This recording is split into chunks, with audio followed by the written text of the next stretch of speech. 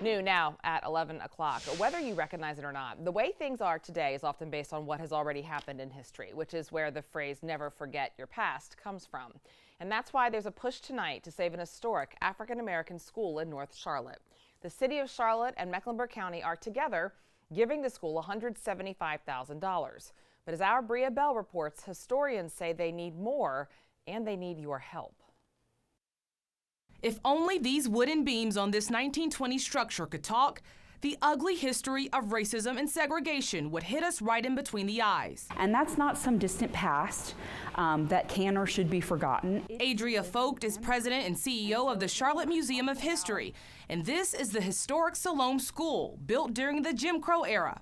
Folks says Charlotte can't have a future if we all don't know the city's past. Truly, how do we know our identity? How do we know how we got to the issues that we face today? Julius Rosenwald, who was the leader of Sears at the time, helped to give little black boys and girls who were descendants of slaves their first shot at an education.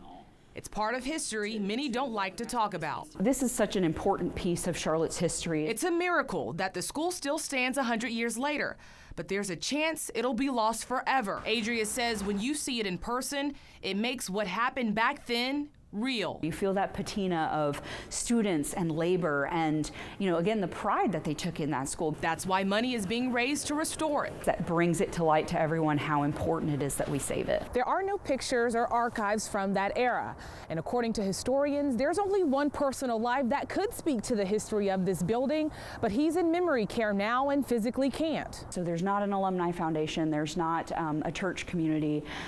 In fact, the church itself has burned down. Really, the cemetery and the school are all that's left. There's already been other black historic areas in Charlotte that were practically wiped away and reshaped. I'm talking about what used to be the Brooklyn Village in 2nd Ward. That was once a thriving community in the 60s, and the only prominent thing standing there now is the gym. So much of that has been lost, and I hope that's a lesson learned for the Charlotte and Mecklenburg community. Adria says there can be promise in the pain from the past, as long as we recognize, remember it, and continue to strive for a better future. Now, anyone can donate for this, and I'll have a link on how to do so on our website.